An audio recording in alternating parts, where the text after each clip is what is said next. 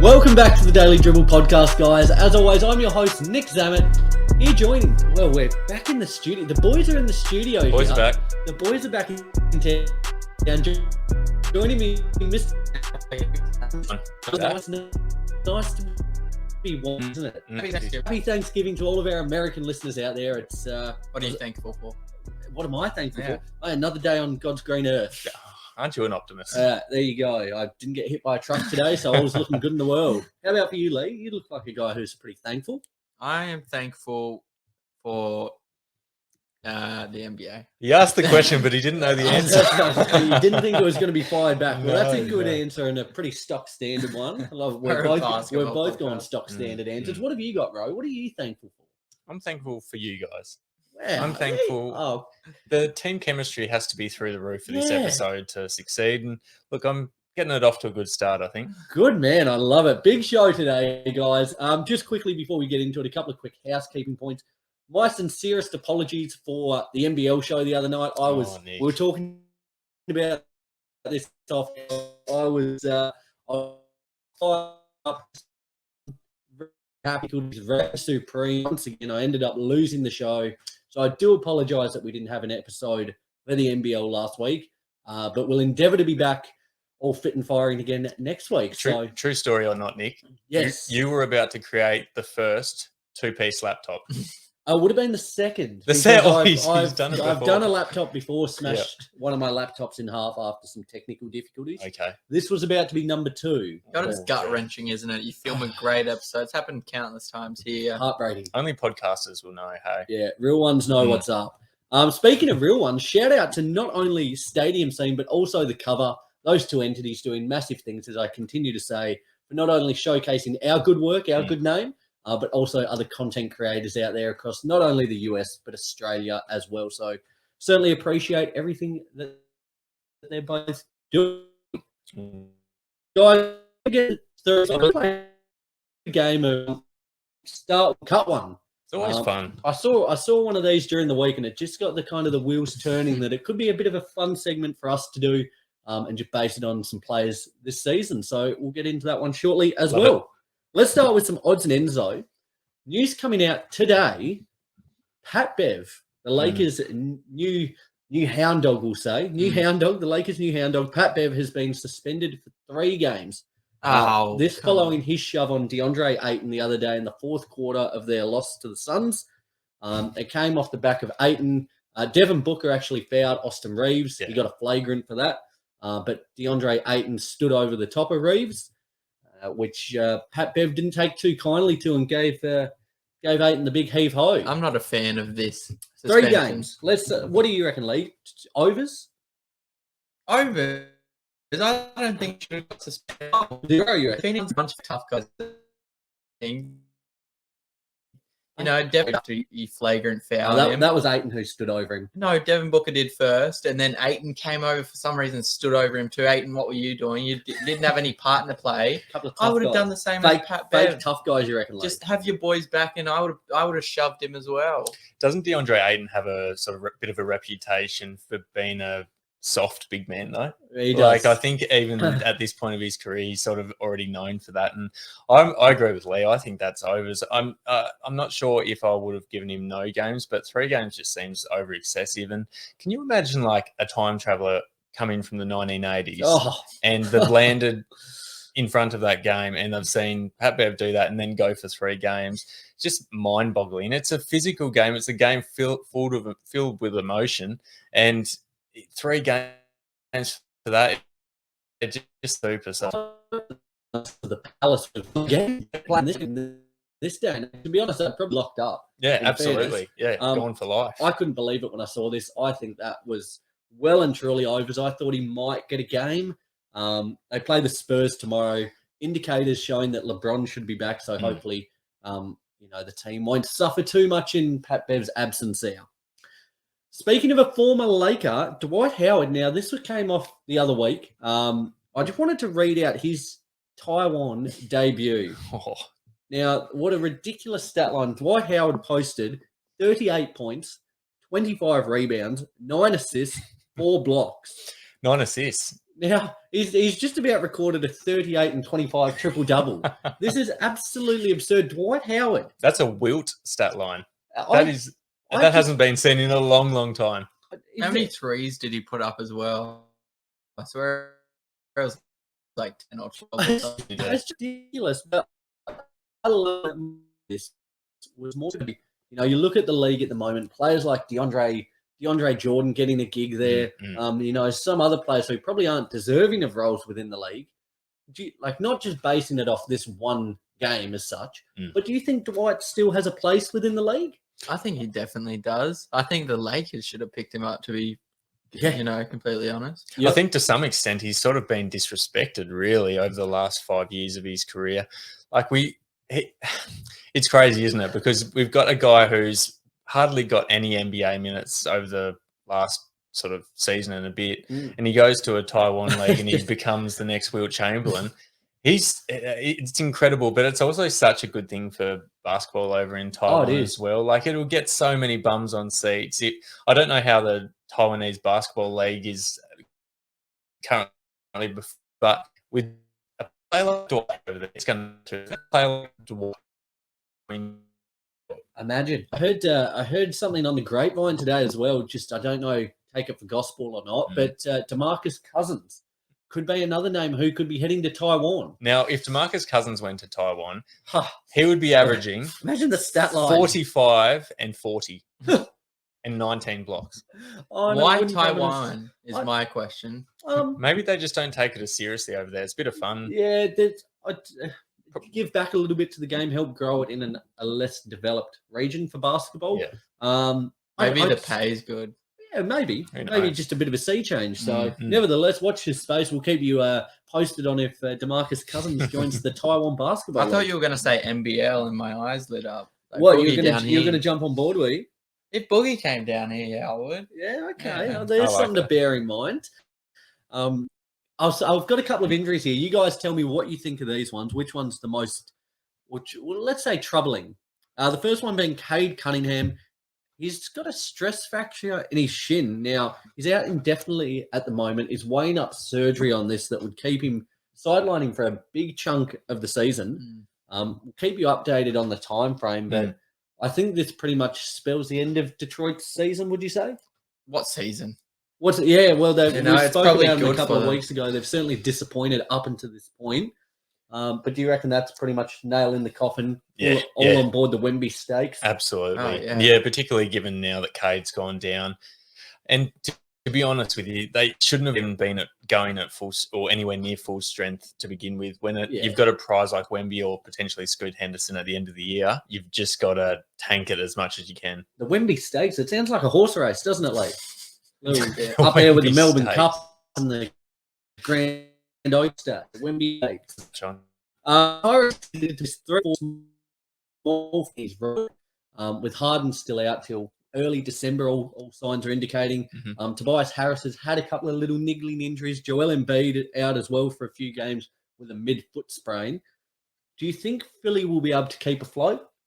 It's hard now, isn't it? Because their big dogs That's their top are not three. there. Top 3 out at the moment. Embiid only for a couple of games. So what we're saying is they're relying on Tobias Harris to be their main guy. He came out in the second half. I think he rolled his ankle. It might have been against the Nets. He came out in the third quarter and pretty much put the team on his back. Him and Paul Reed guided them to that victory against the Nets there. I think we've spoken about this in the past, though. Like, Tobias Harris either looks absolutely incredible or he doesn't do anything. So I don't know if I'd be too comfortable as a 76ers fan having him as the guy leading my team, even though he does look promising, really promising at times. But yeah, that is a significant injury for sure. What do you think, Lee, for Philly at the moment? Their injury woes, they've kind of gone off to a slower start than many people anticipated, myself included, because once again, more for me, I put them as my number 1 seed.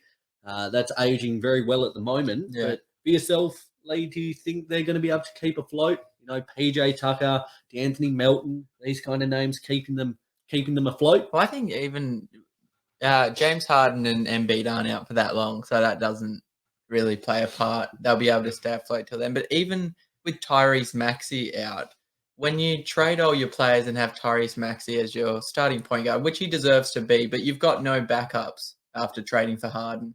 So I think even with them out, with him out, Tyrese Maxey, they'll struggle to stay afloat. I don't know about you guys, but I was really looking forward to seeing a long continuous period. Well, not too long because we never like injuries, but a long continuous period showing what an option that's team. And like been because now we're going to see him eventually go back to being that third option, and I really believe that he could be like, I don't know as good as SGA has been this year, but he could lead a team, I believe. There you go. Well, might touch on that a little bit later on in the show, maybe. Oh, no, I feel like we'll see Might how have that eventuates. The third and final injury here, Damian Lillard will be out for 1 to 2 weeks with a strain of his soleus muscle in his right calf. Now, it wasn't too long ago that he struggled with that right calf. It was the gastrocnemius, for all you sports science heads out there. Medical terminology. The two muscles in the calf. So this time around, the soleus. Are you? There we go. Little physiology. You sound so lesson. confident, as if you've been working in the field for your lifetime. Mate, I was students. Certainly has off. But are you about the Blazers just due to Dame's health concerns at the moment? Like he's incredible when he's fit and firing, but these injuries now, the list is starting to build quite rapidly. Do you think he's, is he made a tissue paper? Is he going to be able to keep things afloat, keep his body healthy? I do get worried long term, just because we've seen in the past these niggling injuries slowly derail players, and it's quite sad. You look at like John Wall. I don't have any more examples. But John Wall's a good one. You just see these players who used to be superstars, and I'm not saying Dame's not a superstar right now, but you see them slowly derail, and it's a sad sight. So I hope not for Dame's sake. But I don't think so. I think he'll be able to get on top of it. For yourself, Ro, these, especially a couple of injuries now, how do you feel? You still faith that Dame be able to? At this stage, yes, but there is always the sort of red flags and caution signs that this might be the start of something really worrying going forward for Dame. I really hope not, because at his best, and I think a lot of NBA fans would be in the same boat, I reckon he is one of the must-watch box office guys in the NBA, particularly when the game's on the line. Yeah, you know what time it is. Let's get it. I think it's slightly worrying signs, but I'm not ruling him out just yet. I might reword the question real quickly, actually. I've just thought about this off the fly. I might reword it based on these injuries and certain factors. You've got Simon's a developing star. Jeremy Grant's been a fantastic acquisition so far. Josh Hart, there's plenty of talent on the roster. If you were in the Blazers front office, would you look to, offload Dame now before his value decreases anymore, or would you push forth with Dame and hope that there's one more big run at the title? Could you imagine the disrespect after Dame has stayed there far overdue, and the Blazers go, nah, we're dishing you off? I think that would be an absolute stitch up and a half. It's a business, we know, but far out. It's got to go both ways sometimes, the loyalty, and I think it'd be very stiff to be put on the trade table, even though the injuries are concerning. He's got to get something be a fly on the wall in that for that conversation. Dame, mate, we appreciate everything you've done. You've given your heart and soul. You've given your career to the franchise, but the time's come. Yeah. No, not happening. He's Stanley. No, they're inseparable. There you go. Yep. All right. Well, let's speak of a couple of players that might not be inseparable. A little proposed trade was posed during the week that I saw, and I wanted to kind of see where the group thought it was at and who's a winner, who's a loser if it were to eventuate. Now, all reports are suggesting that the Mavs are going to make before the deadline. Trade here. The Chicago Bulls receive Tim Hardaway Jr., Reggie Bullock, Josh Green, 2 first-round picks, and 2 pick swaps. Bit to digest there. How do you guys see this one? Do you think the Mavs should do it? Go in on Levine, have 2 dominant ball handlers, 2 out-and-out scorers? This really reminds me of the James Harden to 76ers trade, getting rid of a lot of their depth for a guy who should really put them into legitimate championship contention. Yep.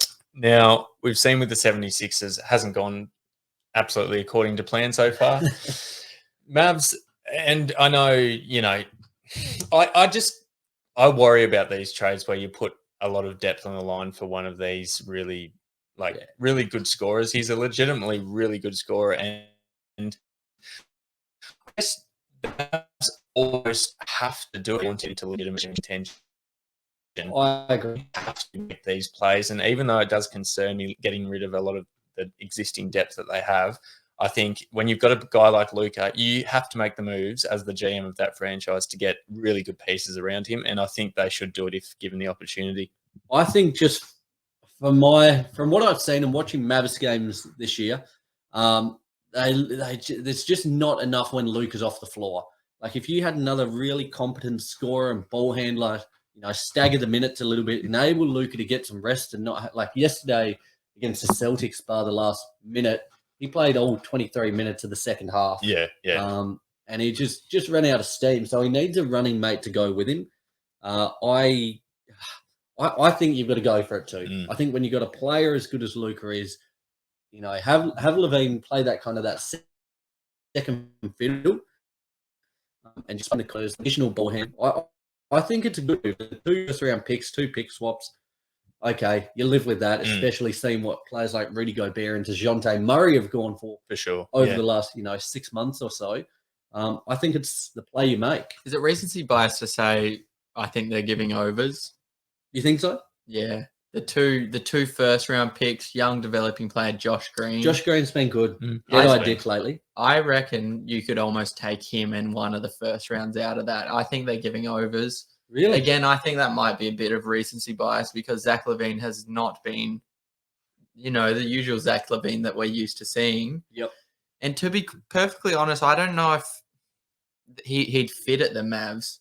Is that what they need? Another high volume scorer? I think they need, like, if you look at the scoring from yesterday, Luka had, what do you have, 46 or something against the still went down. I think they just need a written scorer. They're just getting bits and pieces from everyone else. But I think you need that second star with him. And the age timeline fits quite well there. Does. Hardaway's had injury concerns. Bullock has been shooting bricks this season. It's a shame to give up Josh Green because I think he's been really good. But I would make the move if it was me. We'll just end on that one. Yes or no? Would you make the move? If I was the Mavs, would I give up all that? Yep. No. It's a yes from me. I was gladly stuck to his guns there. Yeah. It's a yes from me. There you go. I Fair would play. for someone else, but not Zach LaVine. Beautiful, fellas. There wraps up odds and ends. Let's move ahead. The Daily Dribble. Okay, as we said, this was something I saw during the week. A lot of fans out there might be familiar with this kind of little game. If Little not, concept. it's a bloody easy concept. Yep, it's in the title there. We're going to keep 3. We're going to play one another and kind of just, who would you start, who would you bench, and who would you cut? Now, again, as I always say, broken record, Nick Zammit, you know how it works. As all these segments run, we love hearing from you guys. Let us know what you think. Have we hit the nail on the head, or have we bottled it as per usual? So let us know what you think, guys. Right, Lee, do you want to be the first tab off the rank? I can start. Pardon So, me. first one, start bench cut. This player will hit close to Rose home. Jaylen Brown, Donovan Mitchell, and Shea Gilgeous-Alexander. Donovan. Oh, Jesus. Come on. All right. I just wanted to pull on Rose heartstrings with Jaylen Brown. Okay. So straight up, starting SGA. Okay. Is that recency bias? Maybe, but also that he's so in his career. The point. I tell you what, how fun is he to watch? Oh, He is God. one of the box office guys in this league. He's at the gone moment. from here to here. Like Yeah. he's a top tier player now. Yes. Like it's undeniable. You've got to say he's in contention for most improved. Leading it. Yeah. Leading it. Leading. Yep. Overmarking it. Yes. Really? Now he is. Yes. Yep. Ooh, Yep. There we go. That's a There's little a hot take. There's a nice little clippable moment. Do you agree SGA start? I think you would start SGA. The other two is the real question. Okay, here's how I think of it. it depends if you were actually looking at a squad and having one as a bench player, or if you're just taking the second guy. No, the second guy. I Okay, reckon. in that case, I would take Donovan Mitchell, just purely for the fact I think he's more adept at leading the team as a primary scorer. Jaylen Brown's so he's a really, really high level Robin, as opposed to the Batman, which I think SGA and Mitchell are. That would be my kind of reasoning there. Yeah, I know you make your case though. I'm trying to put Jaylen in that bench spot because I think at the end of the day, I agree with what you're saying, but we also haven't been given the opportunity to see Jaylen Brown in that Batman role, and 100%. you just have to wonder what he would be putting out on a nightly basis if he was leading the team. Because he's already averaging, I'd say, without having the actual stats in front of me, he'd be averaging about 25, I reckon, a game so far. And that's with a guy like Jason Tatum taking a large amount of scoring opportunities absolutely for himself. I wouldn't come to a group answer here.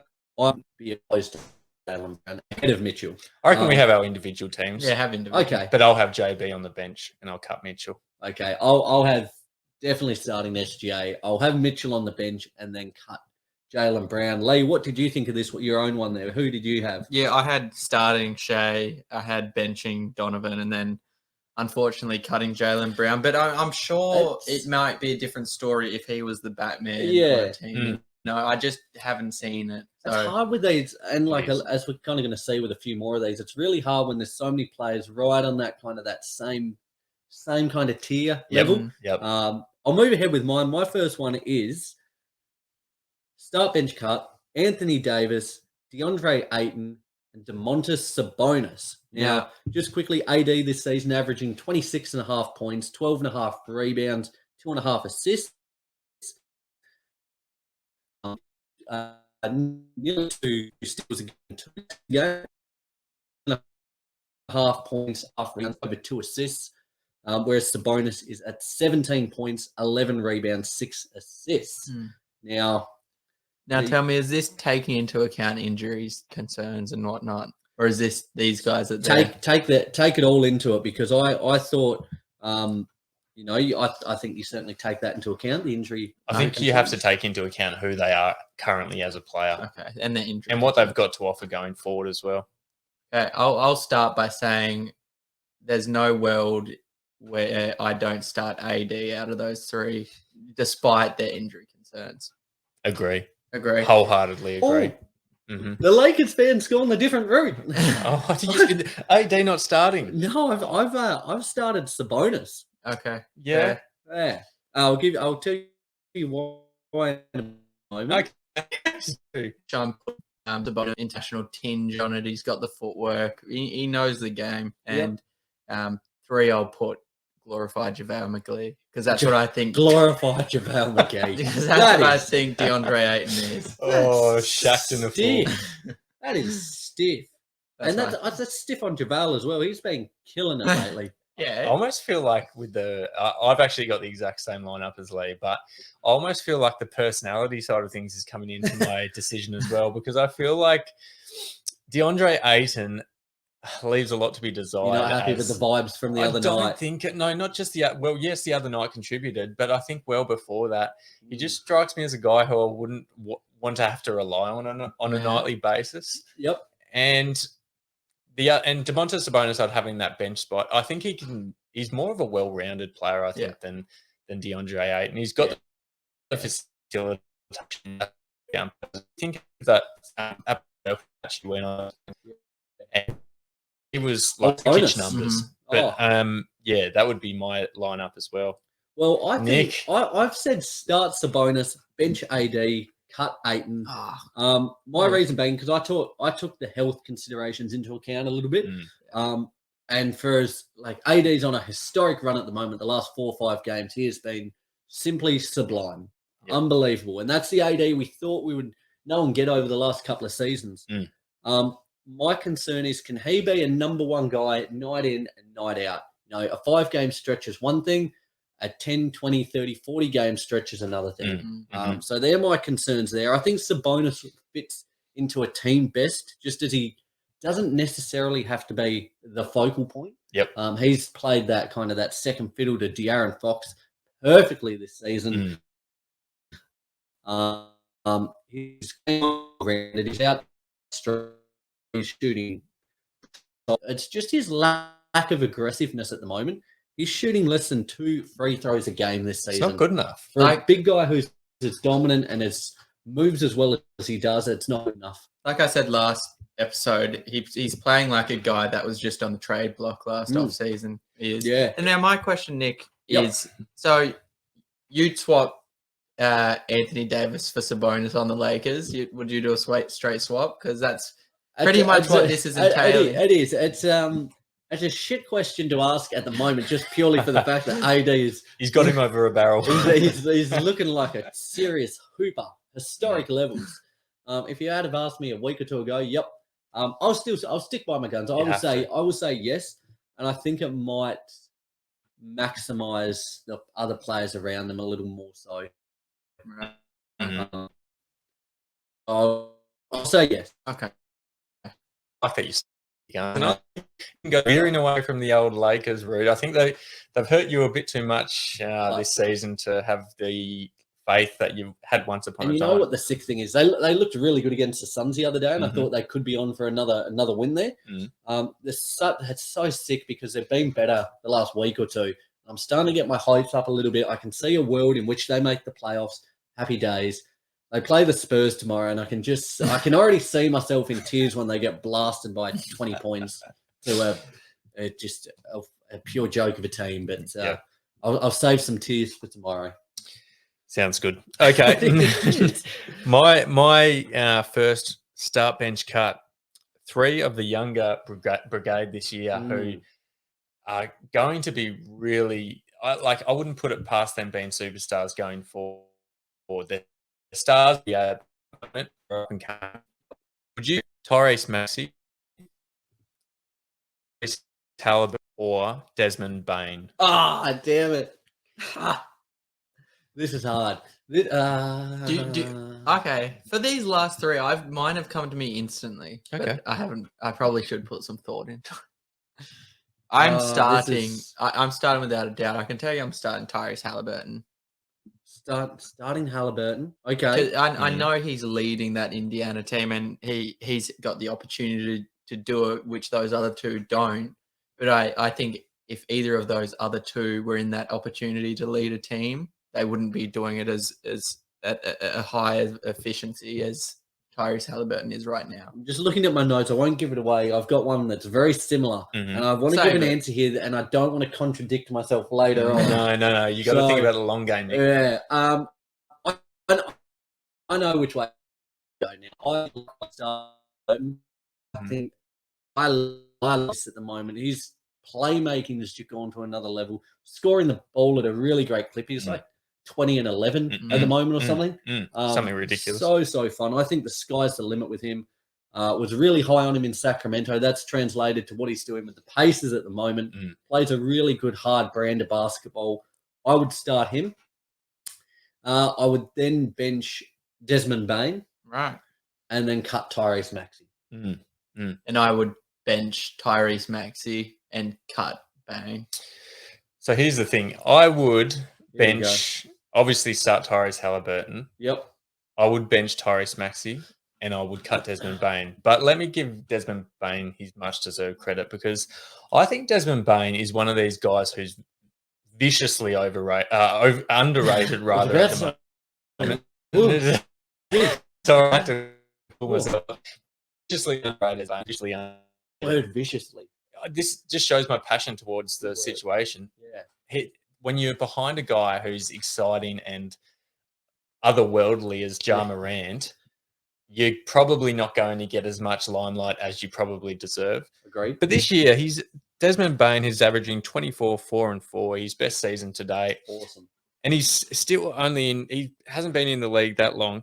But then the reason I put Tyrese Maxey in that second position is because I truly think that if he was given the opportunity to lead a team, he could be a 27 to 28 point scorer a night guy. And I think his Yeah, game okay. style is probably more suited to leading a team. Whereas I think Desmond Bain in that Secondary Robin role. role Yeah. really Yeah. suits him well. I don't know if I could necessarily see him leading a team, Okay. but he's a lights out score. He's actually like one of a seemingly underrated players to watch on any given night, because when he gets hot, he's just so fun to watch. He's sort of like Klay Thompson with bigger biceps. I think God damn, he's huge. I Yeah. think he could be similar to Jaylen Brown. I see him in that Robin role. You know, I think he could serve as that Jaylen Brown role later in his career. Yeah, I mean, it's his like second or third. I think his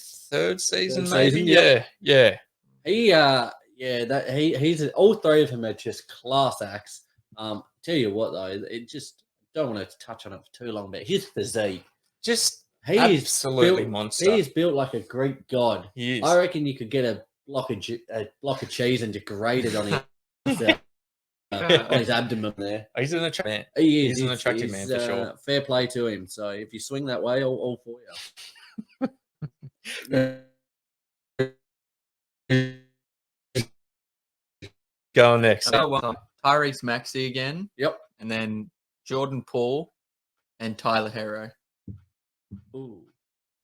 So, Okay. so you've got two guys who probably more, even though Tyler Hero's played a lot of starting games this year, there's two guys who are probably more renowned for being the spark plug off the bench. Are we across the board in starting Maxi? I think so. I am going to start Maxi. I haven't thought about it. Give me a bit of time. Okay, I would definitely start Maxi there. Yep. Poole Hero. Okay. This is what you're weighing up at the moment, isn't it? Like, because He's just got a contract very reminiscent Poole did to that of Hero. Oh, it's Yes. hard, isn't it? This is hard, and I feel like Hero can cook more. And like when he cooks, he's just like a supernova. And I feel like his playmaking as well and his rebounding has been better over the last 12 months. Okay. I'm gonna bench Hero, cut Poole. Yep. Okay. Yeah. And I also agree on thought. On thought. thought. Not on second thought. It's just Just on on first thought. On thought. first thought. Excellent. Didn't even need to have a second. I'll Very go good. 3 out of 3 with that one. At the start of the season, I had Tyler Hero as my 6th man of the year, but I he did somehow made his way into that starting lineup. And As we were saying, they've been the last week or two. They've been playing with like 7 or 8 blokes. yeah. Kyle Lowry's been playing 45 minutes. Great for fantasy numbers. Stoked with that. Thanks, Yeah, Kyle. yeah. Keep getting your big caboose into everyone. Happy days. Doesn't he have a But big caboose, he's though? just- I think we need to touch on that for a second. He is very like. How does he run away around with that wagon? Like, so When he hits the deck, it's like he's like got the cushion. yeah. Like if I had an ass like that, I'd be more than happy to go to ground. Yep. I don't, so that's why I wouldn't take charges. But BBL, Big Booty Lower. him and Nicki Minaj should make a film clip together. Come on. Yeah, I think Poole's been disappointing this season, compared to where expectations were. That second unit, full stop for Golden State, has been disappointing. Yep. He's been a key part of that. So yeah, I would start Hero. Good. My second one, very similar to what some of the ones we've had already. Start bench cut Drew Holiday, Desmond Bain, or Tyrese Maxey. Now, Drew averaging 18.5 points, a tick over 5 rebounds, 7.5 assists with 1.6 steals a game. But 24 points, 5 assists in a row from 3 and 91% from the free throw line. Whereas Maxey, 23 points, 3.5 rebounds, 4.5 assists, 42% from 3 plus a steal a game. So I think this one's. I've got mine. You've got your you've answer. got it. Give it to us, Give it then. hell. Drew Holiday, out of these three guys, is the best defender, which is hard for a guard. He is the best defender, yep. He's probably the best. Who was the last one? Bain. He's the best playmaker. I'm going to go ahead and say out of the three. I don't know if he's the best scorer, but for those two reasons alone, I'm putting him number 1. And then I'm putting Tyrese Maxey 2 and Desmond Bain 3 because that's what I went with Rose 1, and I can't really change that up, can I?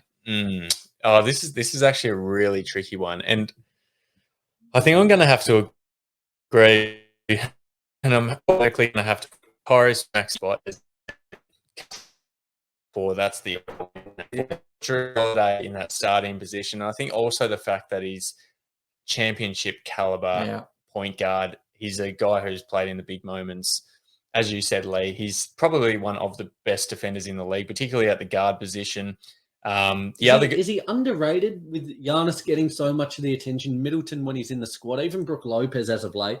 Does Drew get undervalued? I don't know because I rate him so high. I have him in my fantasy team, and you rate everyone high in your fantasy team unless they go on dog poo. But what's the consensus around the league for Drew? I'm not sure. Well, this is the thing that I was just thinking of. I agree. Like I rate him, and I think most people who know the NBA and know the true NBA players worth rate him. But I feel like if you're a casual NBA fan, you're probably not going to rate him as highly as it should be, particularly when they guys like that team Drew Holiday. But he's so important to this team. They won a championship, not based off him alone, but he was very much a key cog in that championship run. 100%. I went a different route with this. We love that. I've got start Bain, bench Drew, cut Maxey.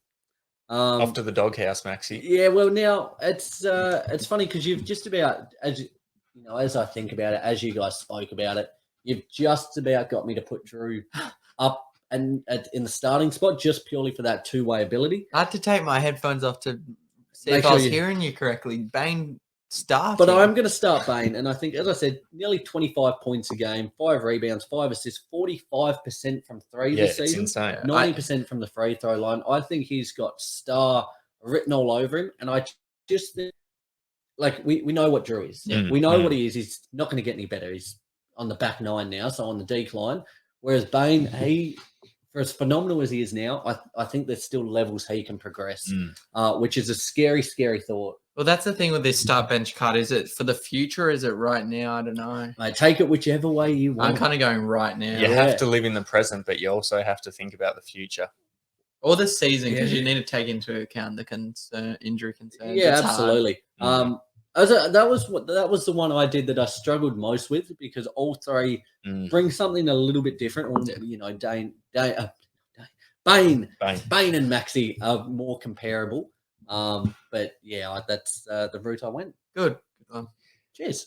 You got your credit where credit was due. It's good for the ego. My next one. Yes. Start bench cut. Jason Tatum. Kevin Durant. LeBron James. Oh, that's hard. So basically, what we've got here, Oh. is basically 3 of the best, if not the 3 best, small forwards in the league. Oh, that is hard. Some blokes who have been around since you're a little kid, Nick, and Little Lee, tacker. and some You blokes were who on probably the in puberty. I had grey hair at that stage. I think it's important to state that this is for right now. Okay? I think you have to say that. It's not for the past. No, but you also take their past accolades into account. Absolutely. And you think of, like, despite being out at the moment, like LeBron is still one of, if not, he's still got a stake to claim as the greatest player on it, as the best player on it. This is really tough. And I tell you what, Tatum is on an absolute heater at the moment. Yes. He would be, top 3 in MVP voting at the moment, you would assume. Yep. That's the spot I can. Yep. God, really. Start or a bench or a cut. Yeah, okay. About time to start thinking. I'm gonna. Okay. I feel I don't know if I can cut two of the Celtics in this episode because I cut Brown before. The biased opinions come into one eternity later. Okay, I'm going to have to cut this episode, I reckon, and edit it. Yeah, no, I've got it. I'm going to start KD, because I think he's like the other day, when he gets in that mid range, the way he's able to get up and over defenders, it's unguardable. It is. It is unguardable. I think his game, since his injuries, has become a little more refined as well. He's more methodical in the way he does things. Still probably, if not the best out-and-out scorer within the league. So I'll say KD1. I'll give number 2. I'd flip a coin. I'll say Tatum. Yeah. Because what he's doing this season at the moment, to be honest, the last couple of seasons, I have not quite bought into the Tatum hype. You went on board. As much as other people. I think he's been a great player, but not quite bought into it as much. That being said, this season, the way he's operating, it just looks like he's hungrier. So I'll give him the bench spot. And then as much as I hate to say it, I'll cut LeBron, taking into account the injury side of things as well. Not denying how great he is when he is on the court, though. Yeah. I agree in saying I'll start KD. I heard Shay say this week he's a 7-foot Steph Curry. He can do what Curry can do. I mean, not off the ball, but like his way of shooting. But he's 7 foot. So start KD. He's a string bean. This is where it was tricky. In start, I would start Tatum. The only thing that, and I'm going to bench LeBron, but the only reason that he got the nudge over Tatum was because I started taking into account his leadership skills and his, off court skills as well. The longevity. And unfortunately, I'm going to have to bench Tatum, but God, he's on a tear. Hard. Yeah, look, I've gone KD at that number 1 spot. I think he has been for the course of his career and still is one of the most unstoppable scorers in the game and players in general. It doesn't even purely relate to scoring, even though that's what he's renowned for. So he's going to be starting. Again, just quickly, is he another player, for as great as he is, and he's going to be maybe one of the top 10 players, maybe when it's all said and done, top 20 for sure. Does he almost get some of the shine taken off his career just by things went down with the Warriors, even with Brooklyn? Yes. Do you think undervalue what he 100%, I think so. Sorry, I didn't want to cut you No, off. no, I feel like we almost do undervalue him a little bit, especially the last couple of years. Well, a lot of people flat out hate him because they say ring chases and just jumps on these bandwagons of, superstar teams. But, yeah, absolutely. I mean, I love KD myself. Sorry, big fella. No, I 100% agree with you, to be honest. In that bench spot now, this is really difficult for me because my favourite player in the league is LeBron James. Yes, and he doesn't play for the Celtics, not a Beantown boy. But I think I'm going to have to bench LeBron. Cut LeBron, bench Jason Tatum. Yep. Jason Tatum's just it's like he's leveled up. It is. It's like he's Pokemon. He's gone to the next level. He's evolved into the ultimate form of himself. Shout out to Ash, by the way, the other day. Did you see the news? Yeah, good on him. What's he, Pokemon World Champion after 25 years? How old would he be now? I tell you what, he still looks 12. So the age in simulation isn't great on He's Pokemon. He's in a universe where age doesn't exist. Fair play to him. Finally got over the hump. Well done, Ash. Credit where credit's I saw the video, Pikachu besting Charizard at the end there. Yeah, so he's got stuff. good leadership abilities. Yeah, great stuff. He'd be a good PG. So I think I'll have Tatum. He MVP form this year. He's a guy who, how old is he? He's only 24 years of age. And is he really? It feels like he has been around a long time, it doesn't feels like he has been. But he's not even in his prime yet. Yeah, I know. He's still got his prime to come. Whereas LeBron, clearly back 9, been absolute superstar of the league. Still is. I reckon he's on the final hole heading into the clubhouse. He's on the final hole now. Yeah, he'll be getting shit off. That's really tough one. If I have to put Tatum on the bench, cut LeBron. He'll never get cut in any other sense. No. I just couldn't cut LeBron. I couldn't bring myself to do it. Couldn't do it. It's not happening. Oh, well, there you go. Let's go ahead to the final round. Lee, what have you got for us? This is one that everyone sees. It's probably the one you guys have seen the most. You see it on TikTok, Instagram. It's everywhere, but it has to be said. Start, bench, cut. Giannis Jokic, Embiid. Okay, easy. I've got mine. Start Giannis. I think he's the guy. He is the guy. He's the best player in the league, in my opinion. I agree. 100%. Okay. Actually, now it gets a little bit harder. Right, you might take it. You might take it. I've got start Giannis. I've got bench Jokic, and I've got cut Joel Embiid. And look, I say it quickly, but that's not to say that they're like up on each other, because Lee's right. Like, I've seen this post and I've thought about it in the past, and I've had my decision ready to go, waiting. But it is still a very difficult one, because you've got three sort of like generational talents, three guys. So Embiid hasn't won an MVP, but my goodness, he probably should have been an MVP recipient by now. But yeah, look, Giannis is just on a whole nother level. I'm taking into account how unstoppable he is. He's probably one of the most box office guys, just due to his strength and athleticism. Both ends of the floor. A defensive stalwart. He's been huge. Jokic, multi-time MVP, does a bit of everything. Doesn't look like he's a superstar, but absolutely is every bit of that superstar. He's not got the superstar look. Joel Embiid, the only thing that I can think of is the fact that his injury concerns may brought him down this list. Absolutely one of center in the league. Just he's unstoppable, and it's really hard to cut him. But I think given the other two guys on that list, he does need to be cut. Okay, I'm going to go the other way. Just thinking back to the 59-point performance he had the other week, I'm going to bench JoJo, start Giannis, cut Jokic, which feels brutal. He's the back-to-back reigning, defending MVP of the league. Tell you what, though, there's a dog's whisker in it. Not much. It's splitting hairs between those two. I agree. I think Giannis is ahead by a bit. He's the best player in the league. I think you could put Giannis up against. Oh, actually, no. I just thought of something. I was about to say you could put Giannis up against any other player in the league, and he'd still be clear number one. But no, there is. You put Luka next to him, and it's a tough one. But yeah, I'll go that route. Giannis number one, obviously. I think and big men in the paint, back people down. Post up game since Shaq, I'd say. He's a big boy. But I've still got to put Jokic at the 2, just because he can do absolutely everything. Again, brings that international tinge. His bag is just too. He's got too much in his bag, and that's not a bad thing. It's actually a good thing. And unfortunately, I'm going to have to put Embiid at 3. Cut him.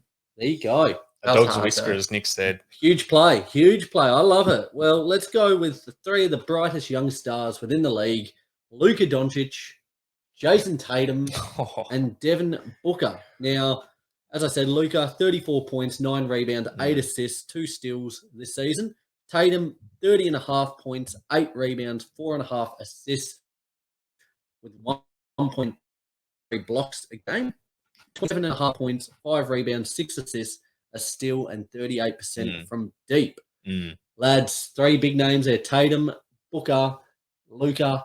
Take into account a little bit as well, news during the week that Booker and Kendall Jenner had split up. So maybe there's a little more focus on the court now. To be honest, I think it's disrespectful to put Booker in with these two. To be honest, from my perspective, I think that those two are miles above Booker. I'm pretty good I was able to cut him. And then you need an easy cut sometimes. And then I have to start Luka. He's second best player in the world in my opinion after Giannis, and I'll bench Tatum. Yeah, that was nice and to the point. Yeah, it is one of those ones. I don't think yes, Booker will be cut for me as well, but he's an absolute superstar of the league. I don't think I still think we're sort of not giving him as much credit. We still need to think about it a little bit. It's just the fact that Luka is so far ahead in that number 1 spot, in that starting spot. So he's going to be starting. And Jason Tatum, as I was saying before, just MVP caliber, only improving, 24 years of age. 6 months ago, that would have been a very, very, a lot harder decision between those two. A lot tighter. So it's a deceivingly seemingly difficult one, but yeah, I think that's the order we're going. I likewise reckon agree. you should have put Jar in there instead of Booker. Then it would have been a bit of a toss-up. I think You know what? I'll make a note of that. I would have cut Jar.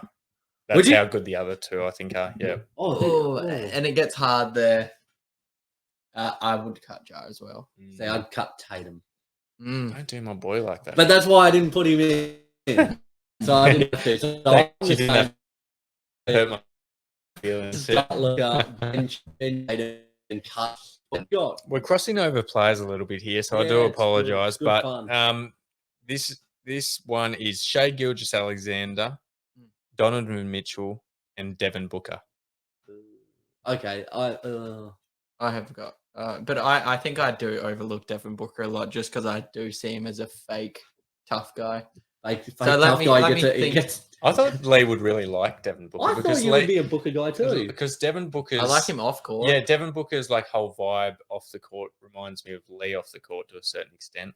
Like likes non-conventional things. Like you look at his house and it looks good, but it's not conventional. Yeah, it's Yeah. minimalistic. Cars. I do like him off court, and yeah.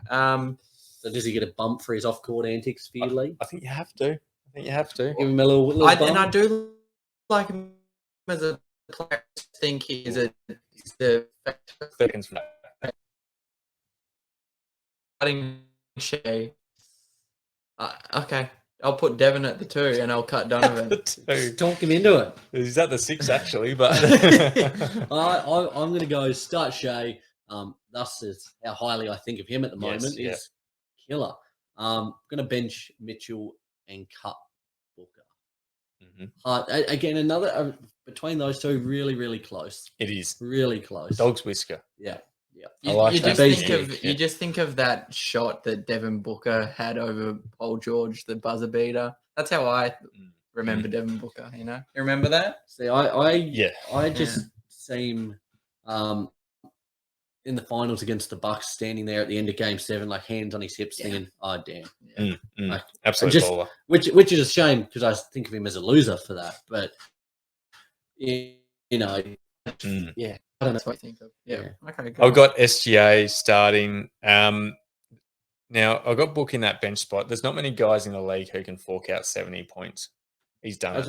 It is true. It is very true. And I'm not just pointing off that one performance, but let's be honest, he is an out and out scorer. I think to a certain extent he's underrated. I think so. Yeah. And I think on his day, as we've seen before, he can knock up 7-0. That could be a good little segment for us to do in the next couple of weeks. Get a list of players each, with underrated, overrated, and discuss where they sit in the league. Because it feels like there's a lot of people that, are dominating the headlines now, Jar, Luka, all those type of players, and then still stars of the league, but they're getting undervalued, the Bookers of the world and, things of the kind. So Just quickly, do you think there's more players in the league who are underrated or overrated? Oh, good question. By us or by everyone? By the general NBA community. Underrated. Underrated. Oh yeah. There's too many I think casuals underrated. watching NBA. Yeah. So underrated. Yeah, I'm with you. Am I up to my lineup? Yeah, so benching Book. Book man. I've been a bit harsh on old Dono Mitchell this episode because he's an absolute star of the league, and I love watching him play. But the competition's elite. It is, and that's why he's going to be cut on my list. Very good, fellas. There we go. We've ripped through 9 different start bench cut scenarios there. Heap of fun, guys. As I said, we'd love to hear what you thought of those ones. Were we on the money? We had some contrasting opinions there. Who got it right and who got it wrong? Who would you have in those spots? It's certainly great points for discussion there. So be sure to hit us up on our socials: Instagram, Facebook, YouTube, Twitter, TikTok. The boys we're always down to talk ball. We love chewing it up with you guys. So don't be shy. Slide in the DMs. Please do. And we'll go from there. Big episode next week, though, guys, aren't we? We're gonna talk about, just as a little teaser. Ro, tell the audience what we got in store next week. I'm really looking forward to next week's episode. We're going to do an almost team. I'll repeat that again. Almost. Bit of a confusing one there, but the premise of the episode will be blokes make your team of blokes who aren't all-stars just yet, but within the next few years will be an all-star. Yeah, like it. It's going to be a hot little number. We'll all need some clarification among each other about what we consider I an think all-star. I love it when we Lee's the nuts and bolts. Lee's the nuts and bolts. Are we how are we doing it? Are we doing current players? Are we doing? I didn't ask that. Not question this week. today, but normally you're the go-to point. For I can that, already the see the questions we're specifics. going to receive Yeah, throughout the week. Was it?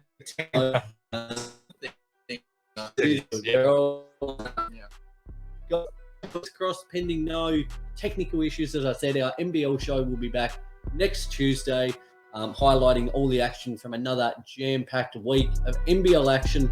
We certainly appreciate all the continued support. Be sure to, wherever you listen to the show, subscribe, like, share, do all that good stuff, and drop your boys a 5-star rating. Helps us in the charts and helps us go like Pitbull, Mr. Worldwide. So from myself, Lee, and Ro, guys, have a great week, and we can't wait to talk to you again soon.